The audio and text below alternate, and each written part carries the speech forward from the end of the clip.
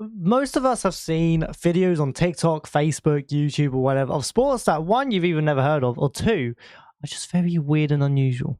Today, we are going to look at the top 15 of those, or just 15 rare sports.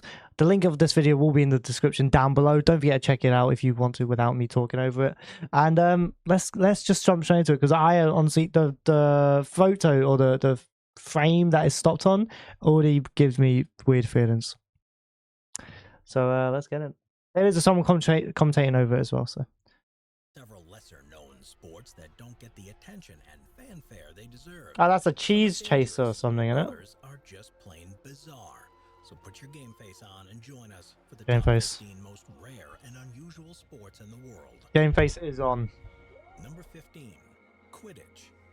Let's kick That's off Harry the list Potter. with something a little goofy. And even though the sport is essentially made up, the game of Quidditch has managed to leap off the page and onto our muggle field. True story. I've taught Quidditch before, not in like a weird like Harry Potter, fantasy thing.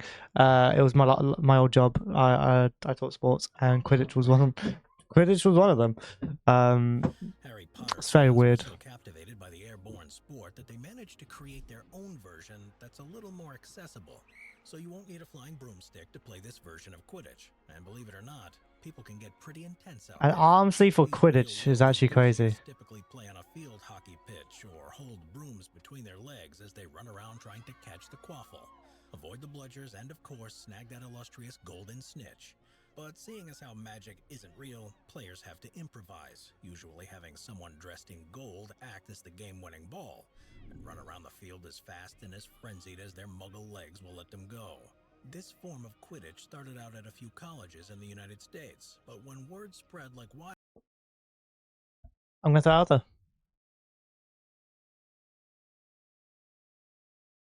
It's not just rare.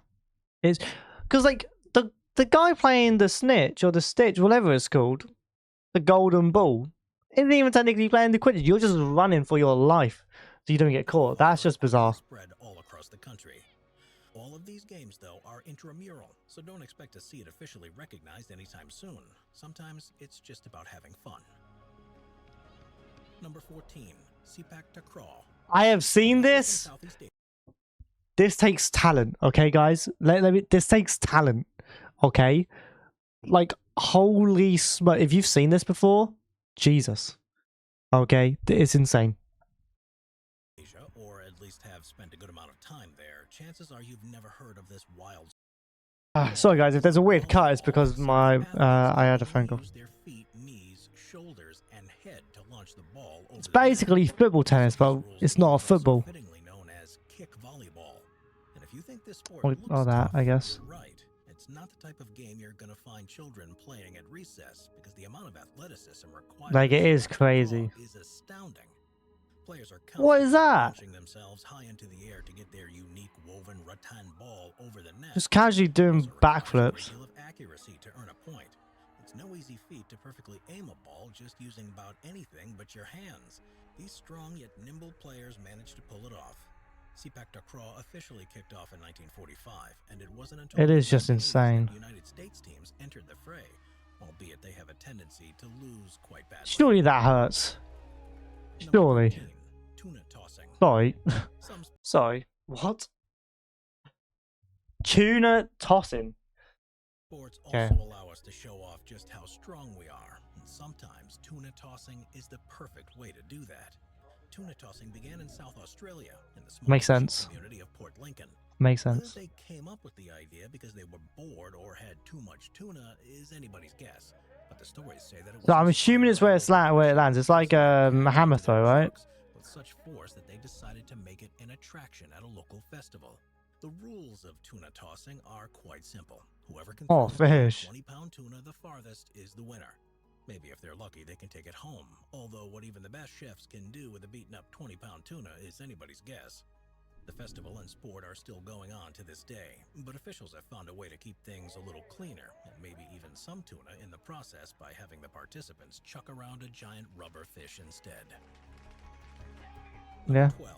Toe wrestling. See, no, that's I can't. Like, guys, out of all the weird and unusual sports that there is in this world.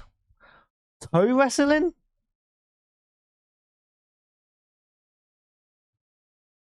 Why?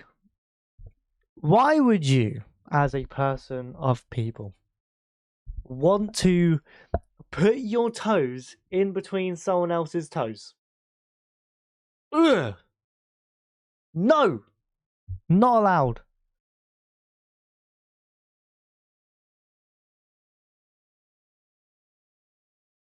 Not allowed. Go Roman wrestling. There's arm and even thumb wrestling. But toe wrestling? Yeah, you heard that right. Toe wrestling isn't all that different from arm wrestling. Only this time What is he doing? Their best to pin their opponent's toes for 3 seconds. And if you're competing in this unusual sport, you better have cleaned your feet and cut your toenails, because if you haven't been able to figure it out already, this one is done barefoot. Players have to alternate between their left and right feet over 3 rounds in this winner-take-all style event. Men and women are put in separate divisions. This guy's playing his entire leg. Classes here, so the bigger the foot, the better the chances of quite literally crushing the competition. And for those with a true competitive spirit, the World Toe Wrestling Championship has been crowning winners for the last 5 Oh yeah, no wonder he's wearing a mask. He doesn't want to embarrass himself. He knew this was going on YouTube. Number 11, hot dog eating contest. Yeah, I know about that one. This one isn't so rare, but when it comes down to it, a hot dog eating contest is downright unusual. It's very weird though. How many dogs these competitors can eat in such a short amount of time, and how much preparation they put into the event. The only rule in this funky sport is to eat as much as you can. Didn't that guy have a Didn't that guy have a stroke or something? I could be throwing out misinformation. I swear I saw something about him. He had some medical issue due to his living habits, like eating food, really, like a lot of food, bad food as well. People out there have done the math and calculated that Chestnut has eaten well over 19,000 hot dogs in his lifetime.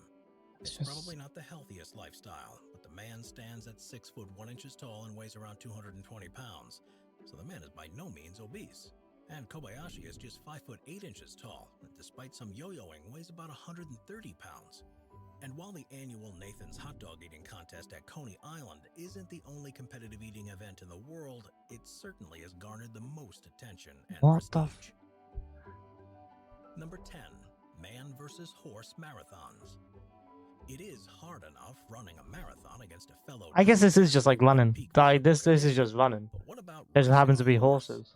Do you think anyone even stands a chance? Well, probably not. But people have been trying every year in Wales for the last few decades. It all started out in a pub in 1979 when Gordon Green and Glyn Jones argued over who would win in a marathon between a horse and a man. It's a strange argument to have, but sillier things have been uttered late at night at the pub. If I was to do this, I'd definitely want to be on the horse. That's for sure. The marathon is held in Welshtown, Wales, where men and horses pony up to see who's the fastest. And the marathon can be a bit treacherous, with all the participants traversing through rough field terrain and the occasional small stream. And of course, there's a jockey riding and guiding the horse along the course. If someone does manage to beat the horse, then they win a hefty cash prize of $40,000. And believe it or not, 2 men have managed to walk away with the prize money already. Damn, fair play. Fair play to that guy. Wife carrying. I've also heard about this. Out there that really don't leave their small towns, and wife carrying sounds like it's one of those traditions. Wife carrying has somehow managed to gain some global appeal. The unusual sport's origins began in Finland with the 19th century local legend of Ronkainen the robber. Guys, there's going to be a lot of time here where I am just sitting here in silence because I am so speechless on so much when it comes to this thing that people have decided to do. So I don't know what to say. I just don't even know what to say. Says that Ronkainen and his group of robbers lived in the forest and would sneak into towns to steal food and women. The women were slung over the gang members' shoulders and hauled off back into the forest. Whether or not the legend is true doesn't really matter at this point, because wife carrying is here to stay. The rules are quite simple. Men carry a woman through an obstacle course, and whoever has the fastest time is the winner. There are Yeah, let's just drown them when we're at it. Your wife too. There's the classic piggyback, the fireman's carry, and then the Estonian style, where she's upside down with her legs over his neck and shoulders. Hey, whatever works. The wife carrying world championship is held every year and welcomes state champions from Great Britain, Australia, Germany, Estonia, and even the United States. Number 8. Bog snorkeling. What? Sometimes sports can get a little dirty. American football is played rain or shine, sleet or snow, and you of course run the risk of getting sandy when you play some beach volleyball. But what about playing in a bog? Well, that's exactly what bog snorkeling is. And while you may not be rolling around the mud and gunk, participants are certainly getting down and dirty in there. Another odd sport with roots in a Welsh town, the bog snorkelers are decked out in their flippers and snorkeling gear and have to complete 2 lengths of the 60-yard trench. It may sound easy, but to make it harder, you're not allowed to use your hands. Feet only. Couple that with the fact that you're neck deep in bog water and trying to keep it out of your mouth, and you're actually looking at one tough sport, no matter how silly it may look to What? the untrained eye. And every year in the town of Llanrtyd, Just why would you even want to do that? you can check out the World Bog Snorkeling Championships and see just how it's done down there. Number 7. Extreme ironing. Everybody hates doing household chores, but what if you can make it fun by What? taking it to the next level? That's exactly what extreme ironing athletes do. This extreme sport involves the participants packing up their wrinkly clothes, ironing board, and iron, and hauling them to the most remote or dangerous location they can find. And from there, they get to ironing. Extreme ironing manages to mix extreme outdoor activities and boring chores to produce something fun, no matter how unusual it may be. It's a great way to get people out of the house, and perhaps even a better way to get those shirts pressed just right. I am pretty sure they're not even plugged in. Performances were done after a tough rock climb, in forests, on a canoe, on top of statues. I don't even think they're plugged in. Even while skiing and parachuting. Like, where are you plugging these You in? can either iron on your own or with a small team. The sport has a governing body called the Extreme Ironing Bureau that's always accepting new athletes for this different kind of Iron Man. Number 6. Cheese rolling. Yeah, the cheese rolling. Cheese race happened back in 1826. 1826. Said that this has been going on for even longer. The annual Cooper's Hill Cheese Rolling and Wake event takes place in Gloucester, England. The rules are pretty simple. A 9-pound Gloucester double cheese round is sent rolling down a 200-yard-long hill. The hill is so steep that if you're standing at the top, you can't even see the slope. But the weight of the cheese round combined with the slope makes the round travel at a top speed of 70 miles an hour, which can be pretty dangerous for the spectators standing at the bottom of the hill. Their only advice is to duck when that thing gets close, because it can easily turn you into head cheese. The participants wait at the top and the Oh, cheese look at that guy. Once that thing starts rolling, that's when the bodies start flying. Everyone runs down the hill as fast as they can, but the hill is so treacherous that they mostly fall, roll, and tumble. This sport is actually incredibly dangerous for everyone involved, and injury is very, very common. But the winner gets not just the bragging rights, but the cheese round too. And perhaps the funkiest part of the Cooper Hill cheese rolling and wake is that it's put on each year by the local cheese rollers pub. Number 5. Oh, this for cheese. Hockey. Hockey is a pretty tough sport. First, you have to be a great skater. You've got to be nimble and all of that equipment.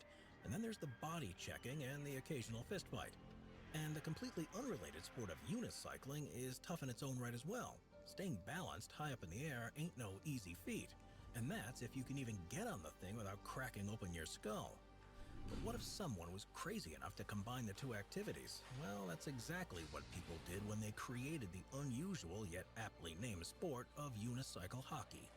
You don't need to be a rocket scientist to figure out just what goes on here. Players get on. I'm actually just fully speechless. This is insane. 5 players per team, and the biggest rule here Why? is that both feet must be on the unicycle at all times. I'm gonna throw something out there. Yeah. I don't know. There's many people know how to do ride a unicycle.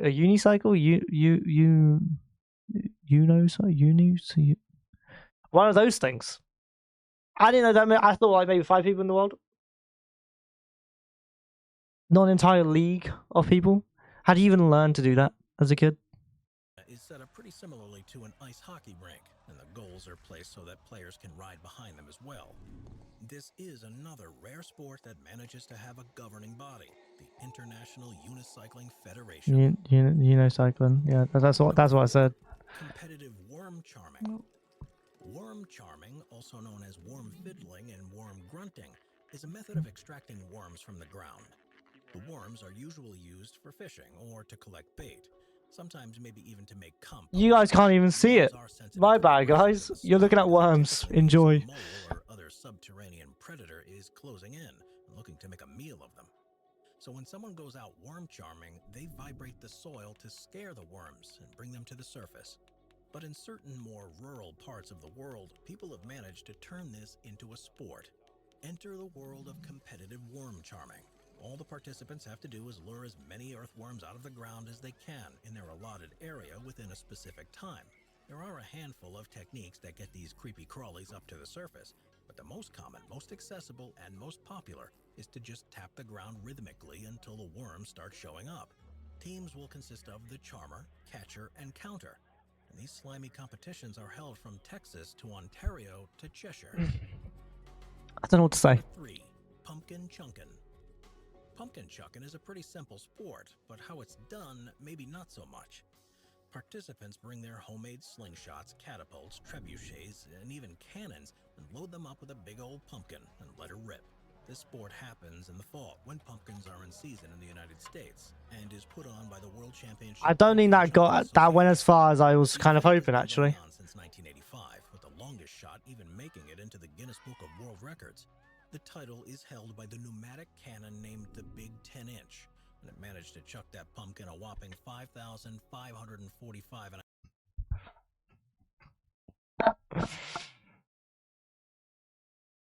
Oh, is it now?